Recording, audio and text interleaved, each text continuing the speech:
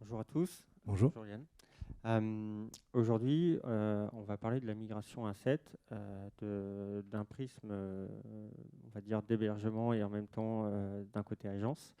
En ce qui me concerne, chez PS Platform, on travaille justement sur l'optimisation des performances et également l'intégration des différentes versions de PrestaShop, dont toutes les versions de PrestaShop 1.7 sur notre infra.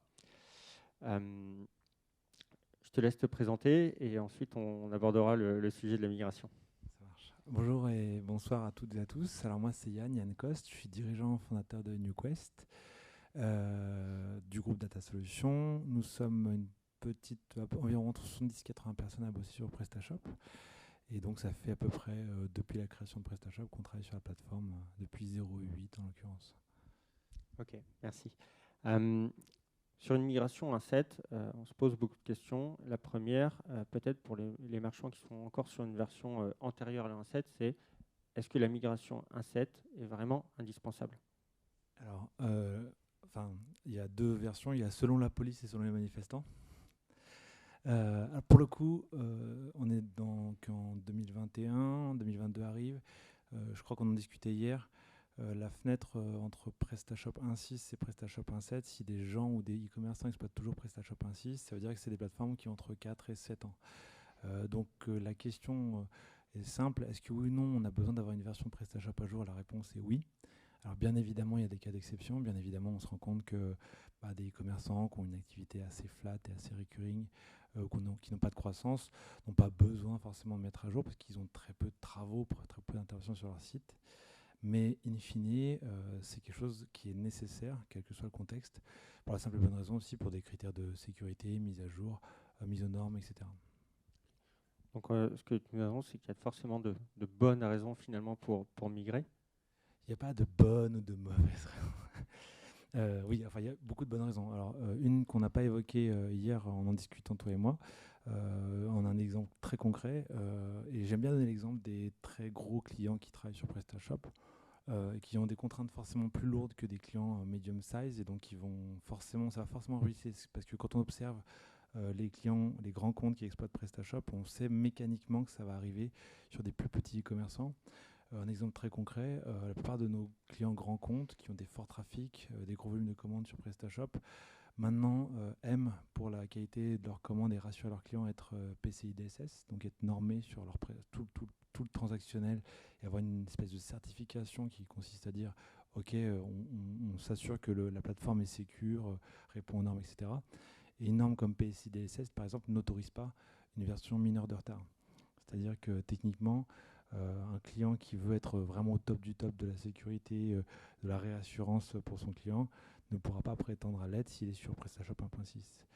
Un autre exemple très concret, alors 1.6, mais j'ai des clients, alors j'allais dire hélas, mais non, des clients qui sont toujours sur PrestaShop 1.5. Donc c'est pour dire à quel point, effectivement, comme on en discutait hier, l'évolution de chacune des versions.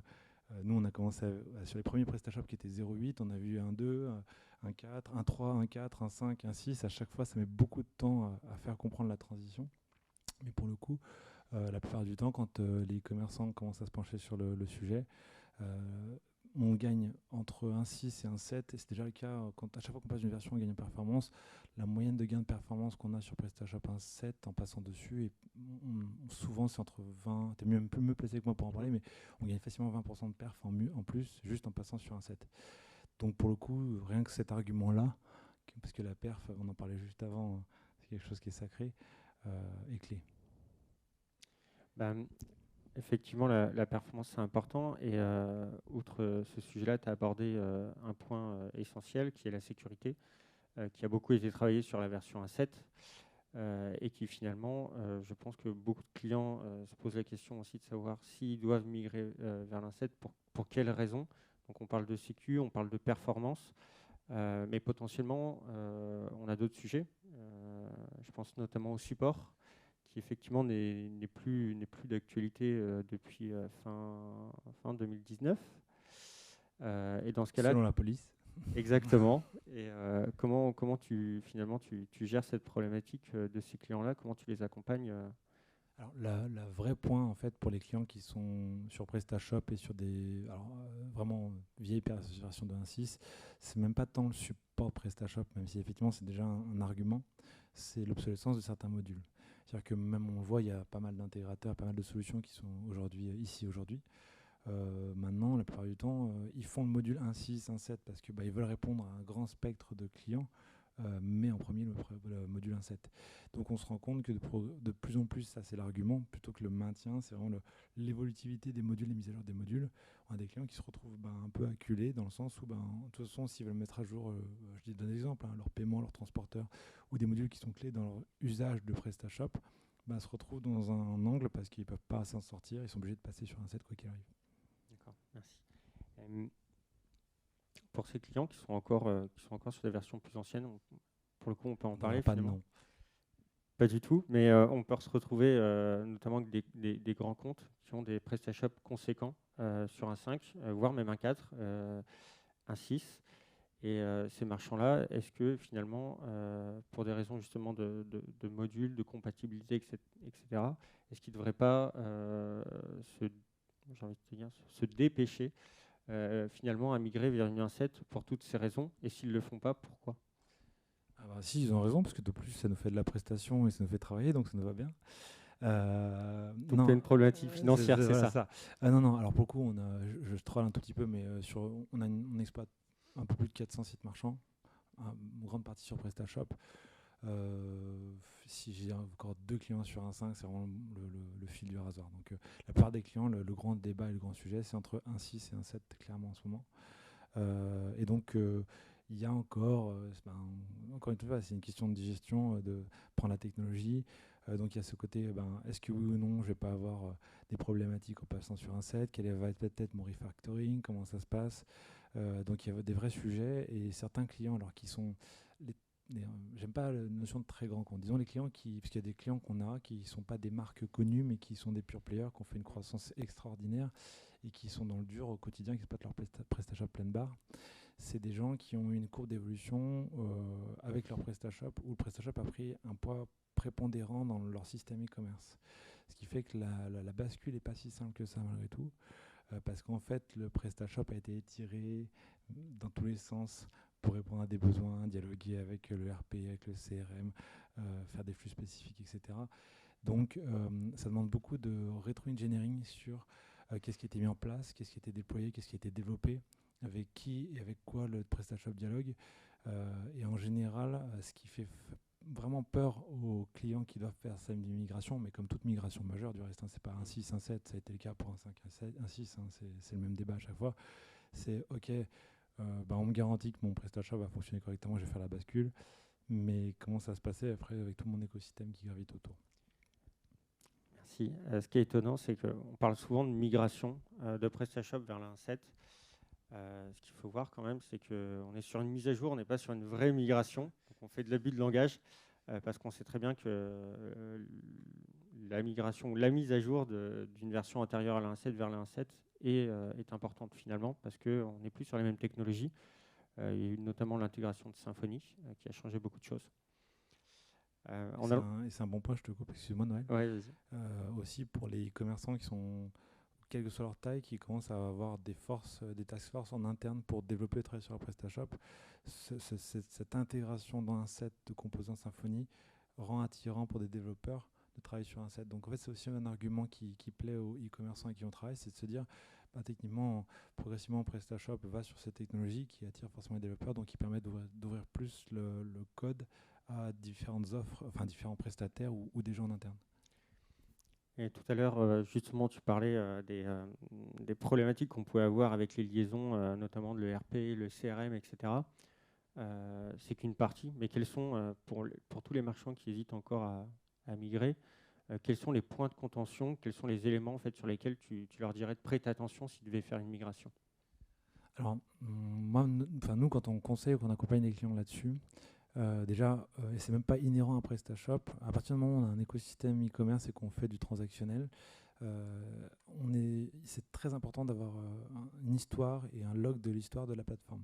C'est-à-dire qu'on se rend compte que chez beaucoup de clients, qui sont nos clients, alors nos clients historiques avec qui on bosse depuis 10 ans, c'est pas tant le sujet, mais des clients qu'on récupère, c'est la croix à la bannière pour avoir du KM, c'est-à-dire du knowledge management sur est-ce que oui ou non, qui est intervenu sur la plateforme, qui a fait quoi, quels sont les travaux qui ont été faits en interne, externe. Souvent, il y a du turnover chez le client, ce qui fait que c'est difficile de retrouver l'historique, parce que ça dépendait d'une personne qui n'a bien sûr pas logué ce qu'elle avait fait, etc. Donc, déjà, si je peux donner un conseil, c'est ce que je dis à la plupart de mes clients, qui nous rejoignent ou pas d'ailleurs pour travailler avec nous, c'est de vraiment arriver à avoir une historisation et un historique et de consolider cet historique de tout ce qui a été fait. Alors bon, on pourrait dire, t'as qu'à aller voir sur le Git et puis tu verras ce qui s'est passé. Dans les faits, ça suffit rarement. Tous les marchands, enfin toutes les agences utilisent Git, documentent un petit peu leurs interventions. Est-ce que les marchands ont aussi Oui, conscience selon la de police. Oui, bien évidemment. Donc c'est ça. Et puis surtout, c'est important parce que en fait, même si l'agence a bien fait son taf et bien documenté son code, tu as raison. Il y a toujours des choses qui sont transverses et qui sont, j'en sais rien, il y a eu un setup spécifique du paiement en ligne, côté paiement en ligne, pour dialoguer avec la plateforme. Il faut aller dans l'interface du paiement en ligne et pas sur la plateforme. Donc il y a plein de choses qui ont pris des problématiques, qui ont mis du sable dans le rouage de la plateforme et qu'on oublie quand on fait la migration. Et quand on fait la migration, enfin la mise à jour, pardon, tu te retrouves à avoir le même problème et tu ne sais plus pourquoi ça ne marche pas. Donc les prérequis sont, si on ne l'a pas, arrivé à faire un rollback complet et vraiment faire un suivi en arrière de tout ce qui a été fait sur la plateforme, même depuis sa création, parce qu'en fait, on se rend compte aussi que de mise à jour en mise à jour, des fois on traîne des casseroles, c'est-à-dire qu'on traîne des problèmes de perf, justement, on traîne des problèmes d'image trop lourdes, enfin des trucs, des détails, mais on traîne des historiques. Et c'est pour ça que parfois, des fois, on propose à des clients qui veulent faire des migrations un peu extrêmes, pas genre extrême de 1.5 à 1.7, de tout raser. De tout raser, de tout oublier, de reprendre le logo, la base de données, l'existant, les paiements transporteurs, mais tout reprendre à zéro, parce qu'on peut difficilement reprendre, surtout quand on a fait un design, un UI, une UX sur mesure. Et donc ça, c'est vraiment le prérequis, c'est arriver à avoir pointé l'ensemble des modules, vérifier que les modules qui ont été conçus par le prestataire ou par un intégrateur ou en interne suivent bien les prérequis pour s'intégrer sur un set, ou s'ils ont été achetés sur add-ons ou ailleurs, qui sont bien compatibles, du reste qui sont bien certifiés, soit par PrestaShop ou qui ne sont pas source de failles de sécurité, parce qu'il y a plein d'add-ons qui ont fleuri autour il y a plein de plateformes qui ont fleuri autour d'add-ons pour vendre des modules, et parfois les modules ne sont pas forcément de bonne qualité. Donc du coup, il est question à chaque fois de bien vérifier tout ce qui est installé sur le PrestaShop, vérifier tous les développements spécifiques qui ont été faits sur le PrestaShop, tout pointer, tout vérifier, s'assurer que le dialogue avec le RP, le CRM justement, ne pose pas de soucis, parce que des fois le RP et le CRM a évolué aussi. Et une fois qu'on a vraiment tout posé sur la table, parce qu'il ne faut surtout pas précipiter une mise à jour comme celle-ci, bien tout pointer, évaluer les travaux et lancer ensuite. Du coup, il y a un énorme état des lieux à faire finalement. Oui, c'est ça. Une grosse préparation mentale et physique. c'est exactement ça. Je pense que pour le coup, ça dépend aussi de la boutique, de son catalogue, parce qu'on parle de points de contention. Dans les points de contention, on sait très bien que chez PrestaShop, on a une dette technique sur certains sujets. Moi, en tête, j'ai par exemple les combinations card rules, qui sont un peu compliquées. Est-ce que lors de ces migrations, peut-être qui sont potentiellement mises à jour, qui sont peut-être un petit peu lourdes, est-ce que c'est pas effectivement le moment, ce que tu disais, peut-être de remettre certaines choses sur la table pour les optimiser? Et dans ce cas-là, les optimiser ou les déléguer. C'est-à-dire que, encore une fois, une mise à jour, c'est pas un travail anodin, c'est aussi l'opportunité, c'est comme passer d'une version de Windows à une autre, donc il y a toujours l'opportunité de découvrir de nouvelles fonctionnalités. C'est ça qui est à la fois, c'est pas un petit travail, mais c'est aussi assez excitant parce qu'on découvre de nouvelles fonctionnalités sur son PrestaShop, de nouveaux usages, pléthore d'optimisation. Donc ça se prépare tranquillement et de façon très pragmatique, et ça permet de profiter de savoir s'il n'y a pas des choses qu'on délègue à PrestaShop, parce qu'un écosystème e-commerce ne se base pas que sur son front web, que sur son frontal e-commerce. De plus en plus, on voit des clients toutes les problématiques de PIM et sont en train d'éclore de façon très lourde. On fait maintenant de plus en plus de PIM-Core et on intègre beaucoup PIM-Core avec PrestaShop par exemple. Donc pour le coup, est-ce que du coup, quand je fais ma refonte et ma mise à jour, est-ce que je ne délègue pas certaines parties à un PIM? Est-ce que je ne vois pas comment optimiser mon dialogue avec mon ERP, etc. alors un PIM, pour ceux qui peuvent se poser la question, on parle d'un catalogue qui est externalisé à PrestaShop. Pardon. Merci. Okay. Donc tout ça pour pour effectivement vraiment souligner le fait que cette préparation est très constructive et très positive, permet aussi un dialogue avec l'agence, parce qu'en fait, le prestataire qui va faire l'intégration va aussi travailler quoi qu'il arrive, parce que c'est quand même ça qui est sexy, c'est toujours pareil, c'est l'UX. Donc on va aussi en profiter pour voir le design, l'ergonomie, profiter du nouveau checkout ou des performances PrestaShop pour aller plus loin dans ce qu'on faisait avant. Donc c'est l'occasion de vraiment remettre les choses à plat. Et si c'est bien fait justement étape par étape en pointant tout, c'est très pérenne, parce que du coup c'est pas quelque chose qui va être soumis à des problématiques de stabilité ou des problèmes de performance immédiats, quoi. Ça va prendre du temps et ça, c'est quelque chose qui fait que on la plupart de nos plateformes, quand on les conçoit, c'est pour ça qu'on a encore des clients sur un 6. Ouais, on n'a pas de difficulté, bien sûr, il faut les maintenir, faire des mises à jour et de la TMA dessus, mais ça tient 4-5 ans sans aucune difficulté, et ça peut permettre après de se préparer pour la prochaine version, la mise à jour, etc. Oui, c'est vrai. C'est pas, si on t'écoute, pour le coup, c'est pas anodin comme opération. Et finalement, on se rend compte, et ça va avec l'historique de PrestaShop, où la version 1.7, elle est sortie maintenant depuis à peu près 5 ans. Donc ça tient. Et bien une question finalement, c'est tous ceux qui sont pas encore en 1.7 et qui doivent y passer. Est-ce que tu les conseilles de passer sur une version mineure de PrestaShop 1.7 ou tout de suite la dernière, ou surtout pas, ou potentiellement dire effectivement, il faut toujours prendre un petit peu de recul. Ce que tu disais, il faut toujours mettre les choses à plat, prendre un peu de hauteur avant de prendre une décision, parce qu'on risque d'oublier des critères qui sont très importants. Est-ce qu'il ne faut pas prendre un peu de sécurité, de se dire, je ne sais pas, là, la toute dernière version, c'est la 1.7.8, effectivement, un marchand avec, prenons l'exemple d'un PrestaShop 1.6, 1.6, 1.24, on va dire que c'est la dernière, et on doit migrer sur une version 1.7 avec un PrestaShop un peu conséquent. Est-ce que tu les conseillerais de partir vers la 1.7, 1.8 tout de suite, ou est-ce que tu prendrais un peu de recul en partant sur une version qui a peut-être un peu plus de maturité? Alors, on est enregistré? Ouais. Oui. Alors, pour le coup, alors juste aussi, je précise un tout petit contexte, c'est que là, on parle, toi et moi, d'un cas de plateforme e-commerce qui est sur PrestaShop et conçu ce que j'appelle sur mesure. C'est-à-dire que si je caricature, quelqu'un qui lance son e-commerce et son business, c'est l'écosystème de PrestaShop, plein de gens qui se sont lancés dans l'e-commerce grâce à PrestaShop. J'ai déployé sur mon hébergement à mon PrestaShop avec un thème, parfois le starter thème de PrestaShop, j'ai mis quelques modules, je vends en ligne.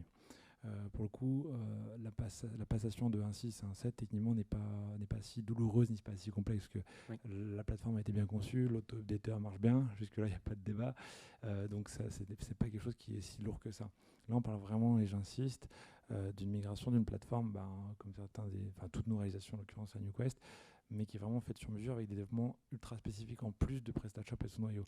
Ce qui fait que cette mise à jour, c'est pas une mise à jour qui n'impacte que entre guillemets le noyau et la plateforme, mais tous les développements qui sont autour. Donc c'est pour ça que c'est plus lourd quand on fait quelque chose sur mesure.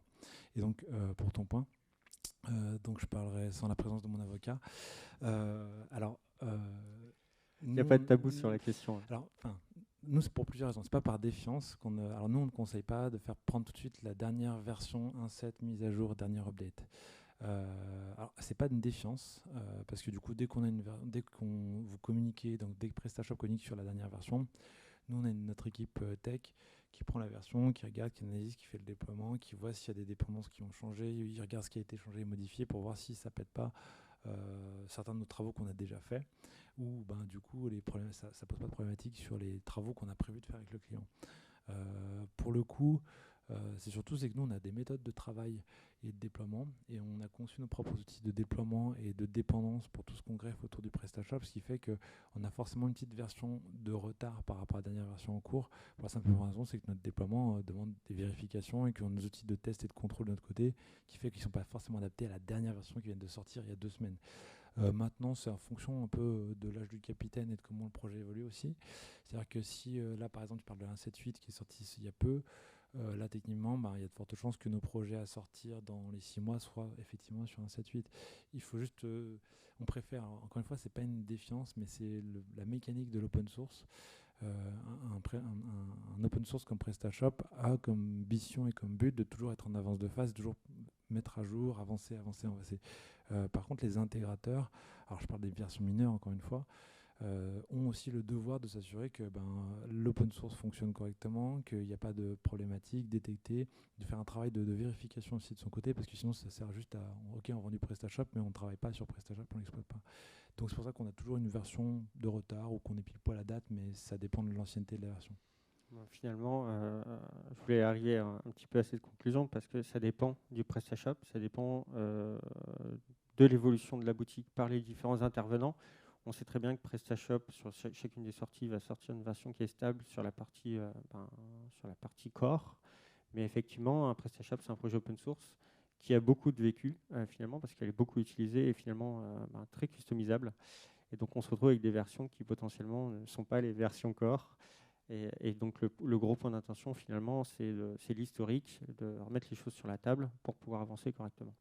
Et puis aussi le besoin utilisateur. Enfin, quand je parle d'utilisateur, l'utilisateur client et commerçant, c'est-à-dire que si c'est se faire des nœuds au cerveau pour une mise à jour qui n'est pas critique, pas de sécurité, qui rapporte une fonctionnalité dont le client se contrecarre, il n'y a pas de question à se poser en fait. Donc là, quand on parle des mises à jour 1.6, 1.7, le gap technologique, enfin de toute façon, ce ne serait pas majeur s'il n'y a pas un gap technologique, sinon ce serait de la mauvaise communication. Il y a vraiment un écart technologique entre 1.6 et 1.7. Donc du coup cet écart majeur fait que le client va s'y retrouver et pointer des choses qu'il n'avait pas avant. Parfois une mineure, en fait il y a deux fonctionnalités qui apparaissent, je caricature, hein, et donc qui ne sont pas forcément nécessaires ou exploitables pour le client. Et du coup, j'y viens. Pour le coup, comment ça se passe aujourd'hui, on sait qu'on va bientôt avoir une nouvelle version de PrestaShop. Je pourrais parler de version 1.8, mais plutôt 8, avec une séparation. On a eu des conférences sur le sujet de l'open source et de PrestaShop et ça. Est-ce que finalement, ce ne serait pas faire une migration un petit peu trop tôt? Est-ce qu'il ne faut pas attendre la 8 pour migrer?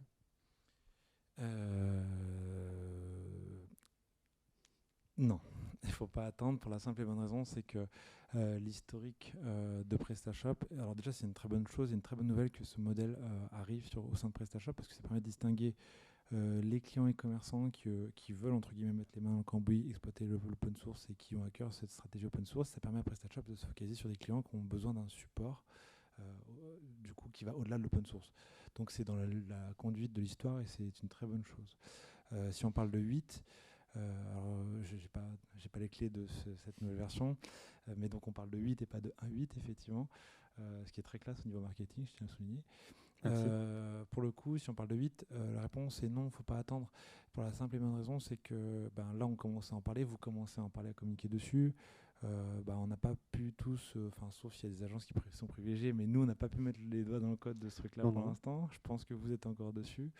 Donc en fait, c'est déjà si on prend l'historique, et j'insiste parce qu'on a tendance à se focaliser sur PrestaShop en France, en stigmatisant, parfois il y a eu des mises à jour, on parle de 1.5, 1.6, pour ceux qui nous écoutent, on a tous vécu la 1.5.0, et il ne faut pas le dire 3 fois sinon on va apparaître. Donc pour le coup, on est tous un peu frileux quand il y a une nouvelle version, mais c'est inhérent à un open source, c'est pas relatif à PrestaShop. Donc c'est une très bonne nouvelle qu'une société, un service comme PrestaShop annonce une nouvelle version, parce que c'est important pour montrer le dynamisme de la solution, qui est vraiment en réaccélération très forte, on le constate nous. Mais maintenant, on n'est pas encore en mesure, ni vous ni nous, de communiquer sur une date de disponibilité.